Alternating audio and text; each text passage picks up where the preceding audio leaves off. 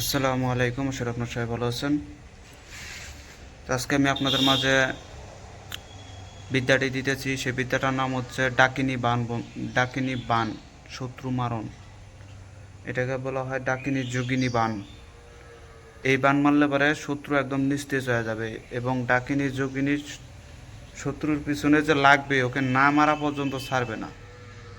আর এই বানটা কিন্তু অ্যাকশন নেয় 3 দিনের মধ্যে, অ্যাকশন নেবে 7 দিনের মধ্যে ওর খেল খতম।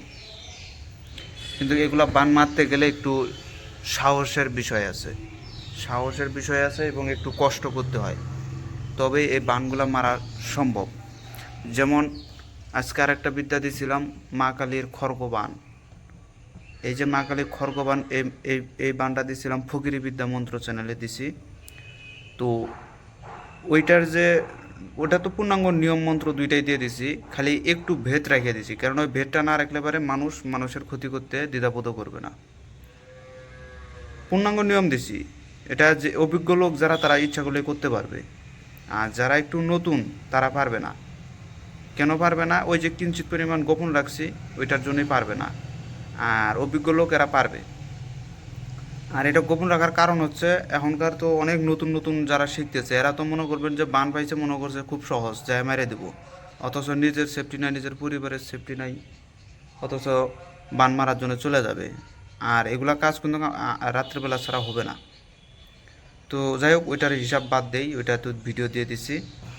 তো এখন আমি যেটা দিতেছি সেটা হচ্ছে ডাকিনী যোগিনীর বান। এই বানটা মারলে পারে, ওইটারই দ্বিতীয় পর্ব হচ্ছে এটা।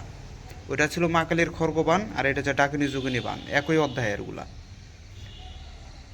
এই বানটা মারতে গেলে আপনাদেরকে সর্বপ্রথম করণীয়, শনিবার মঙ্গলবার অমাবস্যা রাত্রেবেলা মন্ত্রটা মুখস্থ করে নেবেন। প্রথমে শ্মশানে বসে থেকে, শ্মশান ছাড়া যদি মুখস্থ করেন কাজ হবে না, সাপ সাপ।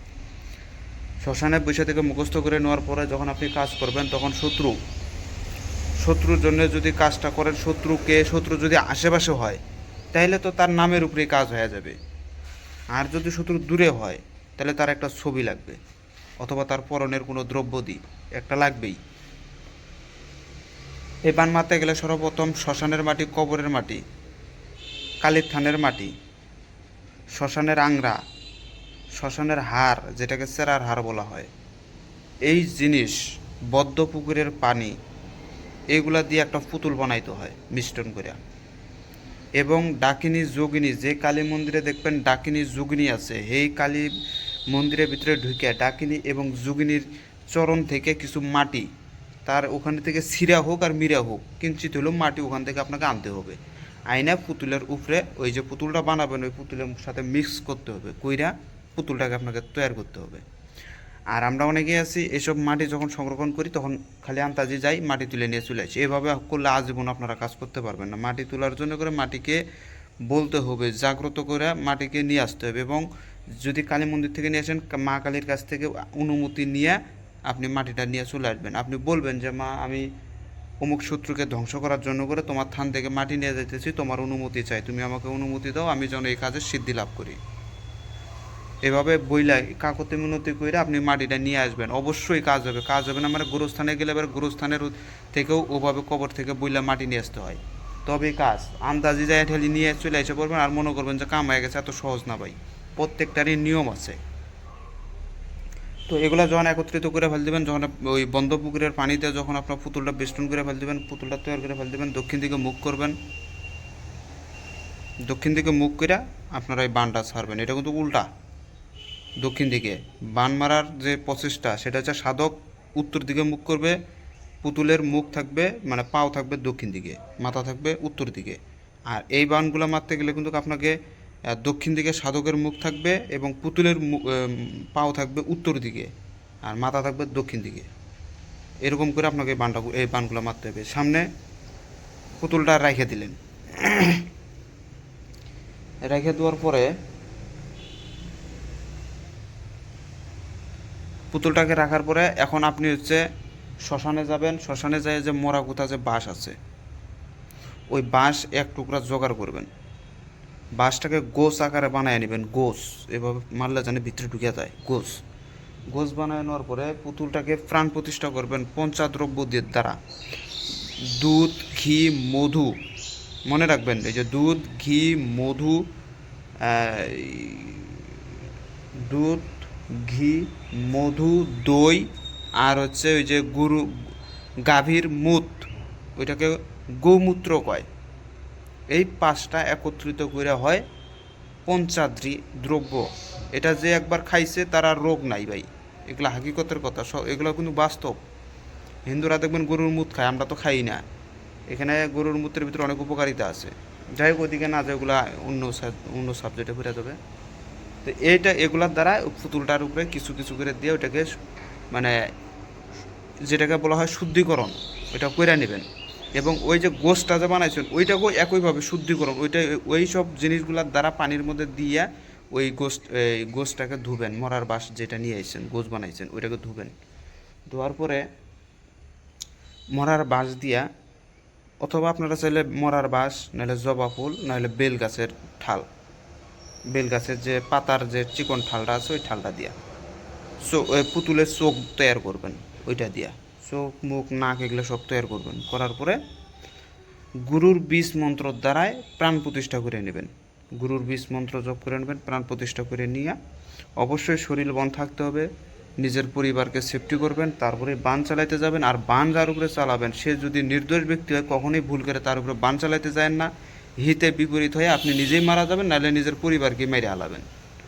তাই নিজের সেফটিটা আগে করে নেবেন, তারপরে বান চালাইতে যাবেন। এবং বান চালাইতে গেলে অবশ্যই সে দোষী হতে হবে। দোষী না হলে বান কিন্তু কাজ নাও করতে পারে, এবং যদিও করে সেটা আপনার ক্ষতিই হবে। ওর তো একটা চুলো বাগা করতে পারবে না, হুদায় খেলে আপনার ক্ষতি করে দিয়ে দেবেন। তো এটা মাথায় রাখবেন। অবশ্যই তার দোষ লাগবে, দোষ ছাড়া আপনি বান মারতে পারবেন না। আর বান মারতে গেলে রাগান্বিত অবস্থায় বান মারতে হয়।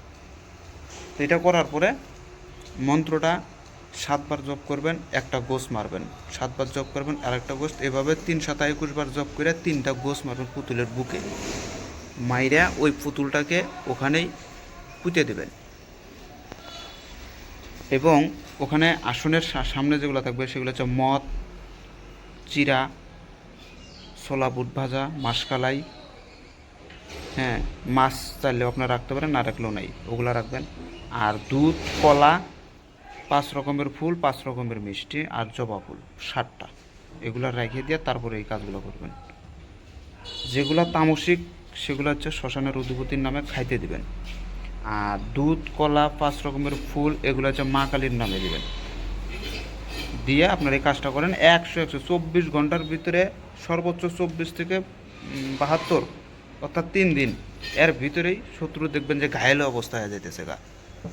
আর যদি 7 দিন এর ভিতরে যদি আপনি সুস্থ না করেন বা আপনি যদি না তুলেন, তাহলে কিন্তু সে নির্ঘাত মারা যাবে 7 দিন বাদে। আর এটাকে কাজটা করার পরে ওই যে পুতুলের উপরে যে গোশটা, এই গোশটা যদি ওভাবে রেখে দেন তাহলে শত্রু 7 দিনের ভিতরে মারা যাবে। আর যদি গোশটাকে তুলে পুতুলটাকে শ্মশানে পুঁতে দেন তাহলে ও আরও লং টাইম কিছুদিন বাঁচবে। সেটা এখন আপনার ইচ্ছা। আপনি চাইলে পরবর্তীতে পুতুলটাকে আবার নিয়ে এসে ওই শান মন্ত্র বা অন্য অন্য যে কার্যকলাপ আছে কাটানির, ওগুলো কইরা পুতুলটাকে নদীর জলে সুন্দর করে ছেড়ে দেবেন, শুদ্ধিকরণ করে ছেড়ে দেবেন, আবার ঠিক হয়ে যাবে। তো যাই হোক, আমি মন্ত্রটা দিতে সবাই শুনেন ধৈর্য সহকারে।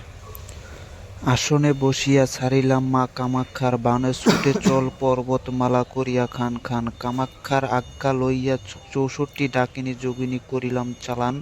অমুকার গায়ে বানের চোটে অমুকার কলিজায় গিয়া ধর মরণের কামড়। নগ্ন যোগিনী তুই আইতে ধর যাইতে ধর, যমদূত আসিয়া বানের ডাকে আত্মায় গিয়া ধর। বাক্য যদি লড়ে চড়ে 64 ডাকিনী যোগিনী বলি দেব মা কালীর পায়। বাক্য আমার সিদ্ধি গুরুর পায়, অমুককে মারলাম 64 ডাকিনীর বানে, দমের দরজায় গিয়া হান। যদি বানে ফিরে, যদি বানে বিফলে যায়, মা কালীর যৌনি ফাটিয়া রক্ত খায়।